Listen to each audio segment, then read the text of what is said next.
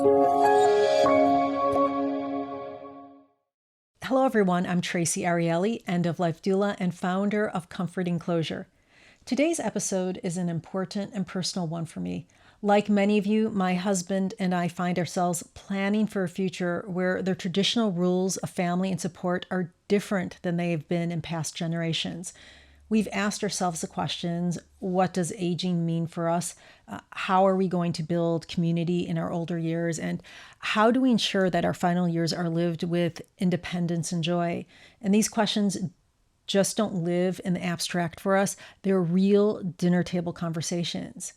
We don't have children, so the question, who's going to help take care of us, is relevant. And even our friends that have children, they're asking themselves the same questions. Who's going to take care of us because our children don't live in the area? They have lives of their own. To help us answer some of these questions, we're joined by Sara Zeff Geber, an author and leading voice for solo agers. She's written a very insightful and easy to read book called Essential Retirement Planning for Solo Agers. Sara, welcome to the show, and thank you so much for being here. Thank you, Traci. I'm happy to be here. So if you could start off and tell us about yourself and what inspired you to focus on solo agers. Sure. I had a midlife career as a management consultant. I did a lot of leadership development, a lot of coaching. And long about 12 years ago, I found that my coaching clients, my management and executive coaching clients, were wanting to talk more about their retirement plans than their business plans. So after it happened more than 2 or 3 times, I thought, something must be in the wind here. And I started looking into what is that retirement transition all about. I wasn't quite ready to do that myself, but I certainly saw my contemporaries and some people a little older really spending a tremendous amount of time and thought with their retirement in mind. And so at one point I thought, I'm going to look into doing retirement coaching because it seems like there's a great need for it. So I found a program that trained retirement coaches, well, I think the first in the nation. And I took it and I started shifting my work to retirement coaching from executive coaching. And I loved it. It was just very gratifying work. And I was very happy to be making that shift. Well, about 2 or 3 years into that, and as I learned more and more about aging, I actually went into, in addition to the program on retirement coaching, I also went to a nearby junior college and took some classes in gerontology, which taught me a tremendous amount about the psychology of aging. And I just got caught up in it. I absolutely loved it. And then one afternoon, I was having a glass of wine with a friend, and I asked her why I hadn't seen her much in the past year. And she said, well, I've been spending tremendous amount of time flying back and forth to the East Coast, taking care of my aging mother. Her mother at that point was about 87, I think. And her father had died a couple years earlier. And I said, well, what do you mean? What have you been doing? And she said, well, my brother and I had to help her find a senior living community to move into because she just really wasn't doing a very good job taking care of herself. And she admitted that she needed some kind of support in that area. So we all found a nice place that she liked, but then that wasn't the end of it. We had to help her downsize and we had to get rid of the stuff she wasn't taking. And then we had to sell the house, and it just went on and on and on. And she said, it's been a year and I'm not finished yet.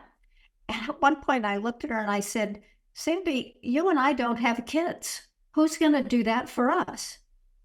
And of course, the answer was nothing. We were kind of like deer in the headlights when we thought about that question. And that is really the question that has been the trajectory of my career ever since then. And that was about 10 years ago. So I eventually put a name to this phenomenon that I started researching and pursuing. And I called people like me and Sandy and as it turns out, millions of others, solo agers. There wasn't a lot of research on it. There really wasn't any research at that point specifically on solo agers, but the Pew Research Organization had taken a look at childlessness among boomers based on the 2010 census. And they found that boomers that boomers were childless at just about twice the rate of all previous generations. So 10% is essentially the childless rate and the infertility rate of women in all previous generations. And of course, before about 25 or 30 years ago, there was no in vitro fertilization, and women who couldn't have children essentially didn't have children unless they adopted. So with the boomers, though, as you can imagine, there was a sea change, like there was in so many things with boomers. And we had, of course, the biggest factor, I think, probably was the advent of the pill in 1964. The boomers were the first generation of women that were able to take advantage of that. In addition to that, we had the women's movement. We had the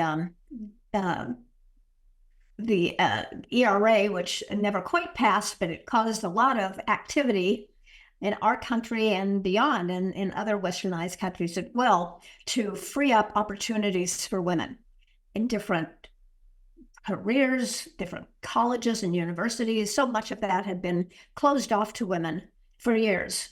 And now the doors were opening right and left, and women were finally able to make the choice not to have a husband and or not to have children if she wanted, and have every opportunity to support herself and have a different kind of life. So that is a long way of saying that's how I came about it. And pretty soon I began to get other people interested in it. So fast forward 10 years and solo aging has become a pretty common term now. It's interesting, that term, and I remember, even for that decision for myself and my husband, when I decided I didn't want children, I remember people asking me, family members asking me, well, what are you going to do when you get older? Who's going to take care of you? And my response to that is, that's not a good enough reason to have children, because in the reality of it is, who says that your children are going to have the economic means to take care of you, that they're going to live in the area, or that they're going to, even emotionally be able to take care of you? And so when we talk about solo agers, I know that, could you just define what that means in your book, and as you talk about it, and explain why it's important to address this group really specifically in retirement planning? Sure. The way I define solo agers now is actually quite different than when I finished that conversation with my friend Sandy. At that point, I looked at solo agers as being anyone who didn't have children, married, single. I have a husband, but we don't have children, and we don't know which one of us is going to predecease the other. So we're both planning as though we were going to be solo agers, because one of us will be at some point. So I now define solo agers as anyone who doesn't have children or other family support to rely on for aid and assistance as they get older. We've talked about community before and how important that is. It's so critical to have community, and science agrees. There's been studies done that says that having that social interaction is really important. How do you suggest that solo agers cultivate that sense of community? Well, for solo agers, it's often not terribly different than people who do have kids. Being involved in the community, being involved in extracurricular activities that you enjoy with other people who enjoy them. Certainly, it's a little more challenging when you're finished with your midlife career. When you say goodbye to that, often people are kind of at a loss for, well, how do I make friends? How do I connect at this stage? And it takes some intention. So I encourage solo agers to be particularly inventive about it, to think about how they can connect with people in the community who would have like interests that they do. It might be sports, it might be a book club, it might be a hiking group, it might be a group out of your place of worship. There are really countless opportunities to connect with other people, but you really have to set an intention to do it, especially if you're not a natural joiner.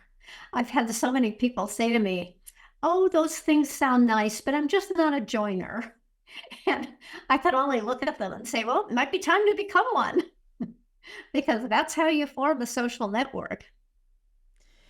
With societal shifts leading more to people choosing not to have children, and geographical mobility increasing, how do you see the future of aging changing for the next generation, post boomers? It's something that I haven't actually spent a lot of time thinking about or looking at because, very honestly, boomers are my focus.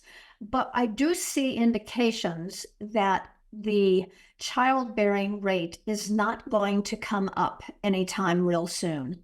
I think Gen X may have had a few more children percentage-wise than boomers, but I see it really plummeting after that.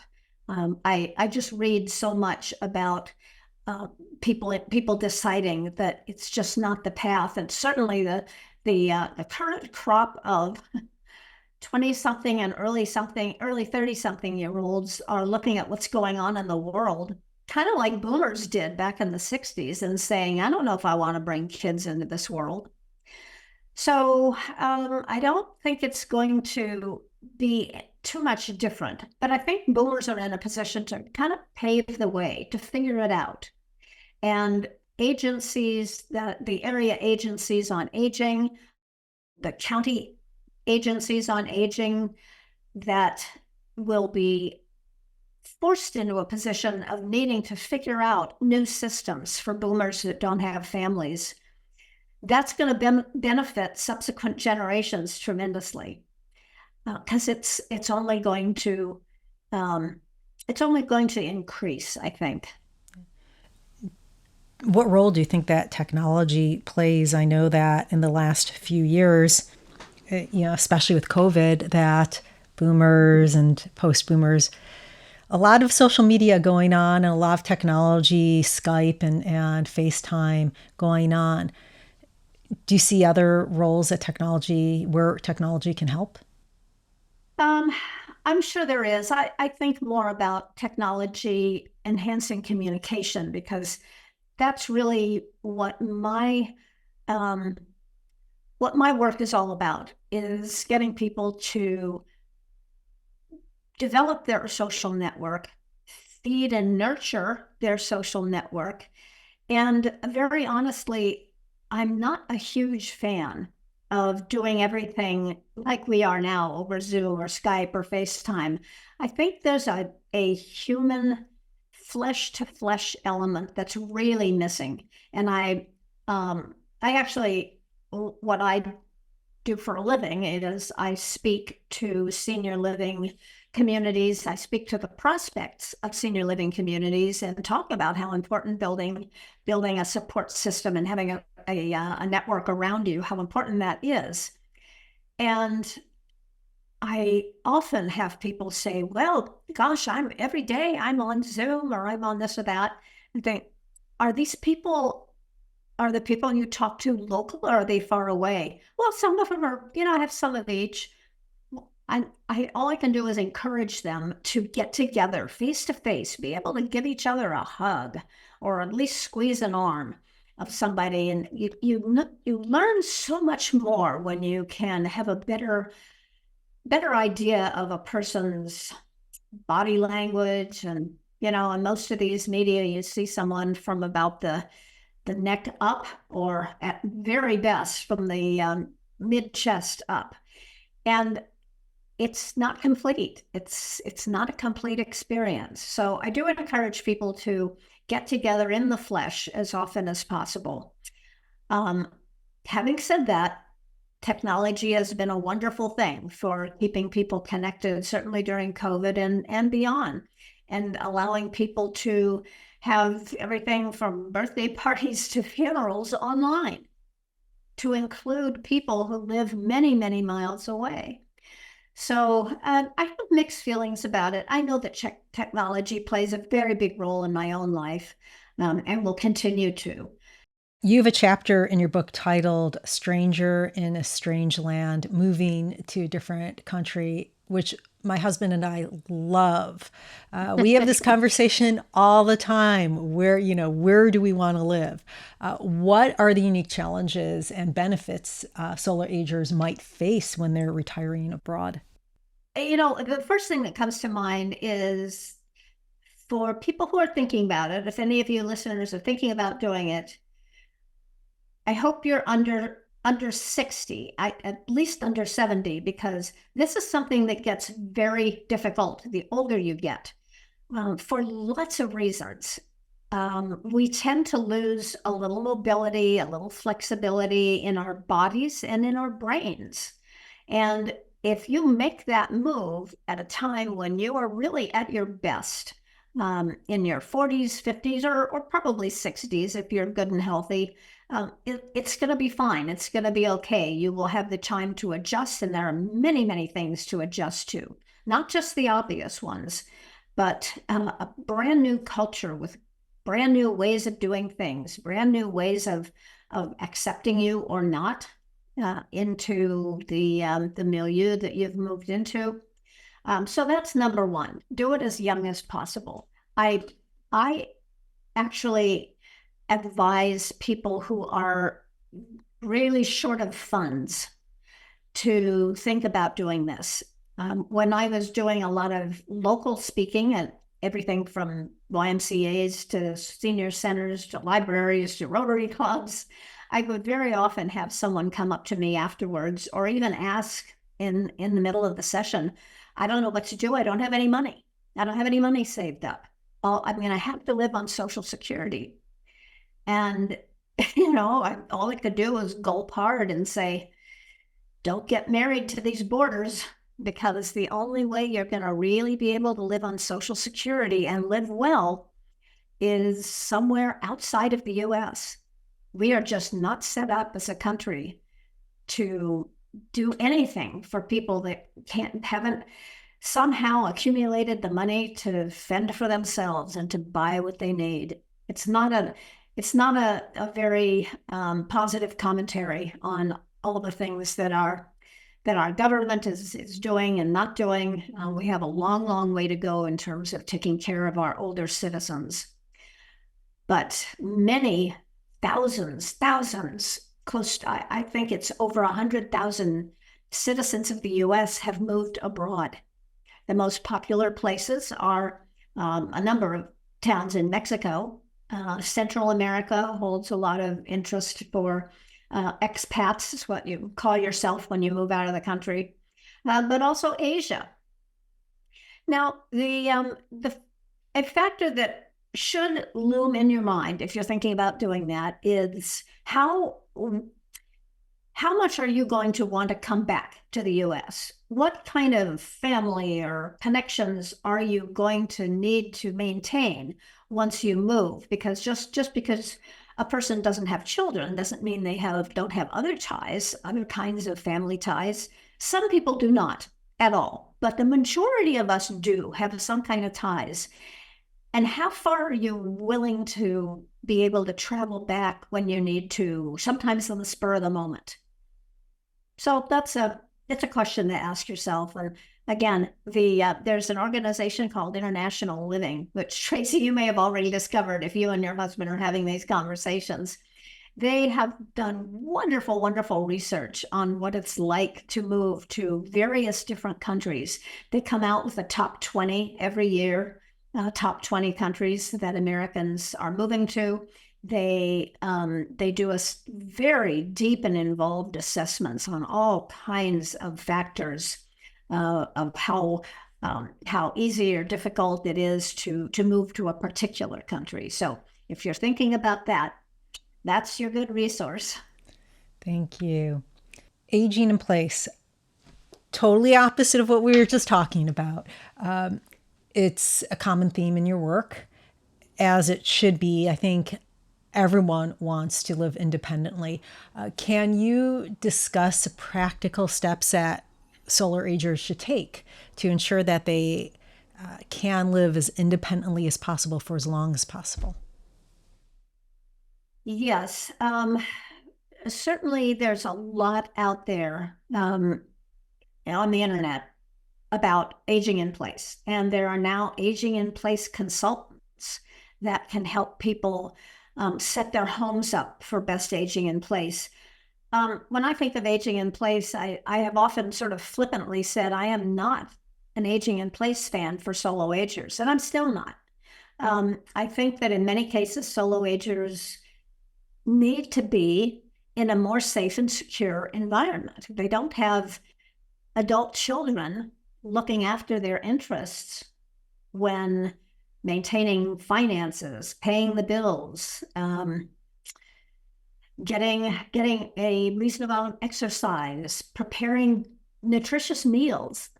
That you don't want to think so when you're in your 50s and 60s and even 70s. And it just gets harder. All of those things get harder. So I am the first one to encourage solo agers to look at senior living communities. There's all kinds of them out there. At the very least, think about a move to an active adult community.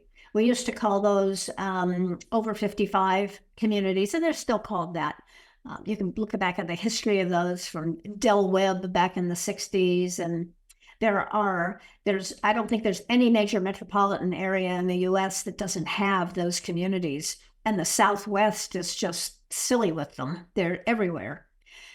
So I encourage at least that level of a move, because if you are intent on aging in place without putting yourself into a senior living community where there are support systems around you as those functions of being an older adult become more challenging, then you're going to have to somehow arrange care for yourself when you need it.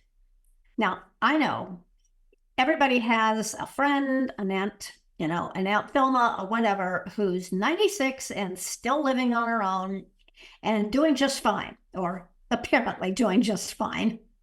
But for every Aunt Thelma, there are at least 6 others who are not doing fine, are being scammed by ruthless people who prey on older adults because they're lonely or because they don't have enough support behind them to identify where the scams are happening. So I am not a huge favor of aging in place for solo agers, unless you really have a support system. If you do not have adult children, but let's say you have a very close niece and or nephew that live near you, that you know well, that just thinks you're wonderful, and maybe you've taken them on a couple of great trips and now they owe you one. Then it's a recipe. I think it's a recipe for disaster. So Yeah, and we talked about community and being social, and I know so many, being in what I do, I know many older adults who are in their 70s, 80s, and beyond who are living in the same home that they've lived in for 45 years. yes. It's huge because they had they had children, or maybe, but it's really large. They're overwhelmed, but they're getting lonely because there is, how often can you get out of your house when you're not real mobile? And so Yeah. living in an assisted care facility or another facility opens up an entirely new world where you could be as social as you want. Yeah, it's huge. And people who think that they're going to age in place successfully just because they make modifications to their home, for most, it goes well beyond that. I just visited some friends the other day. They are well, she is about my age and he's over 80. So there's a good 8-year gap for them. Um, but I have visited their home. These are longtime friends, and I visited their home on a number of occasions over the last 30 years. And when I walked in this time, I could see the difference. I could see how their yard just wasn't quite what it used to be. And even though I think they bring in a gardener, a couple times a month, they used to do all that themselves. The house was a bit more cluttered, not as clean as it used to be. And that should be a wake-up call when you see that in older people's homes. And fortunately, the reason I was there was to talk to them about opportunities in senior living. And we have all visited some of the same senior living communities in our area, and they wanted to discuss pros and cons and whatnot. So I was glad that they're definitely thinking about it now, because it's time. Now, I know financial security is a major concern for many of us as we approach retirement. What are some of the unique financial planning considerations for us solo agers? I don't think that there's a lot of difference between the kind of financial planning that solo agers need to do, compared to that people who do have kids need to do. Unless you're, and I do know a few of these, unless you're people whose kids have made a fortune, and they know they're going to be able to depend on their kids to take care of them, to pay for the aid coming into the house or for the senior living, whatever it is. But those are, that's the gross exception, not the rule. Most of us have just had to plan, as though we were going to need some serious funds when we get older. When you are no longer working and you no longer have that paycheck, it's a whole different ballgame. So again, long-term care insurance is something that's very, very helpful. But most people, that's very expensive, and most people should start it in their 50s or at the latest mid-60s, so that they have resources to draw upon for their older life. Barring that, the situation in our country, again, is kind of scary. It's sort of built at both ends. Either you don't have any money and you qualify for Medicaid, in California called Medi-Cal, and there are lawyers out there that help people set up their lives so that they will qualify, because there are you need to divest yourself of certain holdings and whatnot. Anyway, there's that whole picture. And then there's the picture on the other end of people who have done a good job of preparing for it, or they've been fortunate, and they have the money that they need for later life. But there's a ton of people in the middle that are going to have to figure it out in ways that our country is not built to support. And that's a cruel commentary, but I'm afraid it's really true. The senior living industry is aware of that, and they're trying to work with the government to build what they're calling middle market opportunities for senior living. So I'm watching that pretty closely. I think it's an important development. And anyway, that's sort of a downer path that we're going on, but it is the reality for a lot of people. Yeah, it is the reality, and I've gone to the senior living communities, and I know how expensive they are, and it is much more expensive than living on your own, or especially depending when you purchased. So it is something that we really need to think about. So there's the finances of it, but then there are other aspects of choosing how you're going to live. And I love that your book includes worksheets and quizzes, like the values clarification worksheet and the change and adaptability quiz. Can you talk about those for a bit?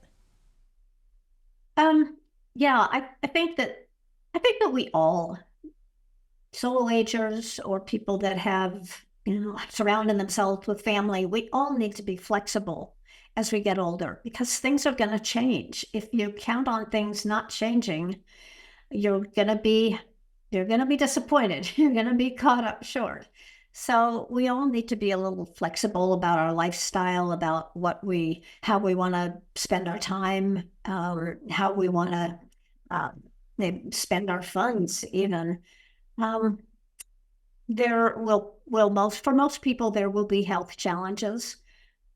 I know somewhere along the line, the topic of conversation in just about every group I'm ever in starts off with what we jokingly call the organ recital, which is a recounting of what kind of physical maladies have you faced recently. And, there's everything from the knee replacement to the kidney surgery to the back surgery. And these things pile up as you get older. They seem to pile up the strongest for people that have led a really active life and pounded their joints into submission, so that they're looking at a lot of repair surgeries at this point. And that is what people talk about before they talk about anything else. A lifestyle that's so rigid that it can't be bent to allow 8 or 10 weeks of downtime to have some repair surgery is probably not a very healthy outlook. So flexibility of time, flexibility of your own energy, flexibility to realize that you don't maybe have the stamina that you used to have when you were younger. These are things that just happen. Yeah.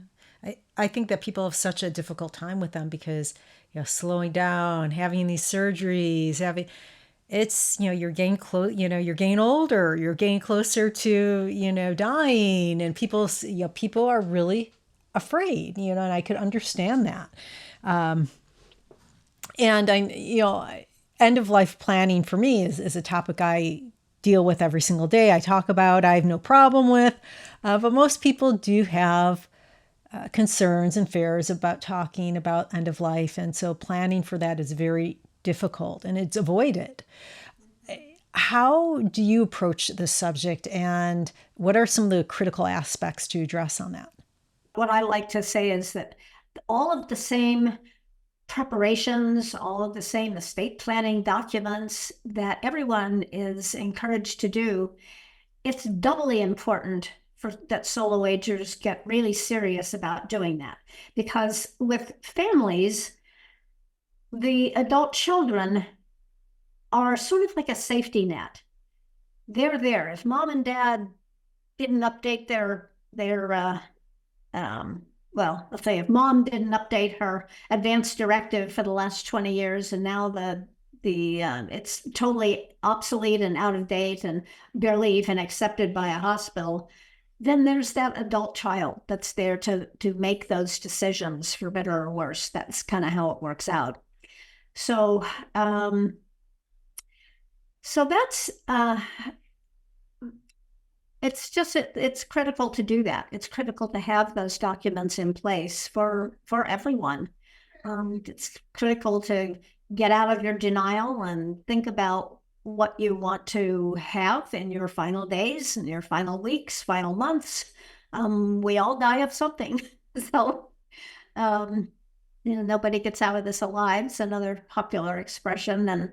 And I know I'm preaching to the choir with you, Traci, because you work as a death doula. Yeah. And it's interesting because, having the adult child to really make those decisions when those are needed, having that person as your healthcare advocate is important. And it does get really difficult when you don't have your adult children. I'm lucky that I have my husband, but one of us is going to go before the other one, and most likely, and then that you always need to keep that in mind. Who's the secondary? Who is someone else that I'm not related to, and build those relationships. The one issue that I see all the time with people who say, well, it's cool. I have this friend group and we're all going to take care of each other and look out for each other. And I say, well, how close in age are you? Oh, we're all within 2 or 3 years of each other. Well, that's not a good answer. It may be a great answer when you're in your 60s and 70s, but as you get into your 80s and 90s, that's not a good answer anymore. You need younger people. You literally need to cultivate relationships with younger people. You may have a younger cousin or a niece or a nephew. In my case, I have a cousin who's 15 years younger. She is on the second line after my husband on my advance directive and my power of attorney for finances. But, we have to watch that. 15 years isn't a really long time. So better to have someone who's 20 or 25 years younger.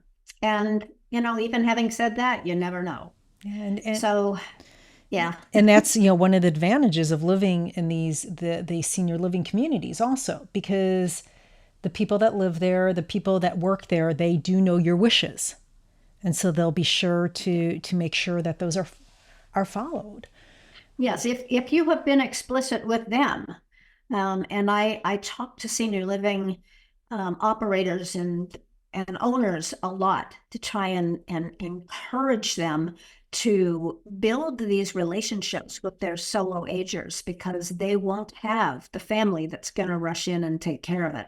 So they're going to, in many cases, I think they're going to need to beef up their support systems for solo agers, because they're going to need them. They're not going to have the proverbial adult daughter to call when they see a person, a man or a woman's condition deteriorating. Generally, what does a senior community do when they see that? They pick up the phone and they call whoever is on the form.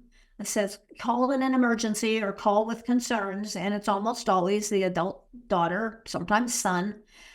Solo agers need to think about, who are they going to put on that line? Is there going to be anybody? In California, we are very fortunate to have something called a professional licensed fiduciary. They are a godsend for solo agers. They're the ones that can literally take the place of the kids you don't have. They can be on your advance directive. They can be on your financial power of attorney. They can play a lot of different roles. They don't come free. They charge for their services.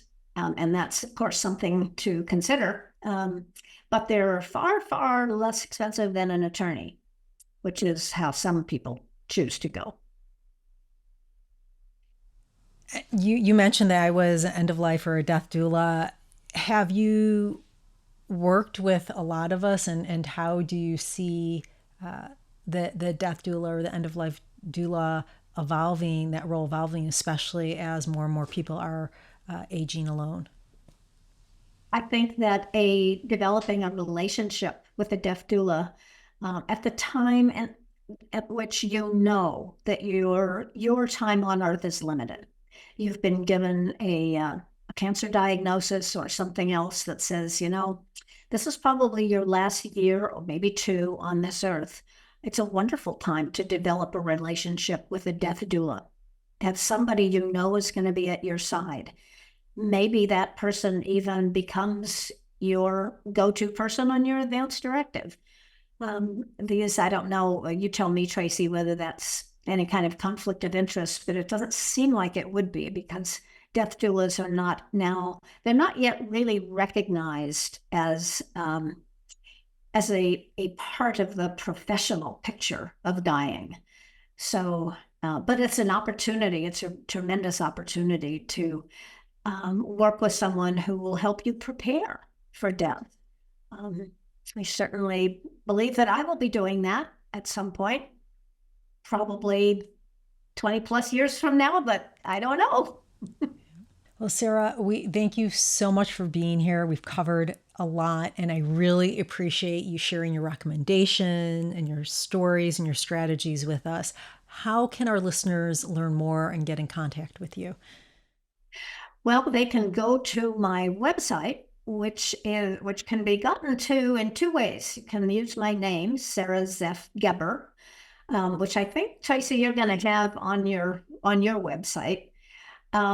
Or my company is called Life Encore. So you can also get there through the back door, which is lifeencore.com. That's one way. You can also find me pretty easily on LinkedIn. And you can order my book on any of the online order platforms, Amazon, Barnes and Noble, wherever you like to order books from. If you hate to use those platforms, you can also have your local bookstore order it. Again, it's called Essential Retirement Planning for Solo Agers. And it's really well written and very easy to read. And I appreciate that because I read a lot. So I love the stories in there. Thank you. I appreciate that. You're welcome. Folks, as we reflect on today's conversation, it's clear that building a supportive community and planning for financial security are crucial steps for ensuring a fulfilling and independent later life. Whether you're approaching retirement age or thinking ahead, it's never too early or too late to start planning your future. Thank you for joining us today. If you have any questions or want to share your thoughts, please comment below or reach out to me directly. And if you've found this conversation to be helpful, please like, share, comment, and subscribe. Your support helps us reach more people and continue to provide valuable discussions around aging, community, and end-of-life care. This is Traci Arieli from Comfort Enclosure, wishing you peace and comfort in your journey. Until next time, take care.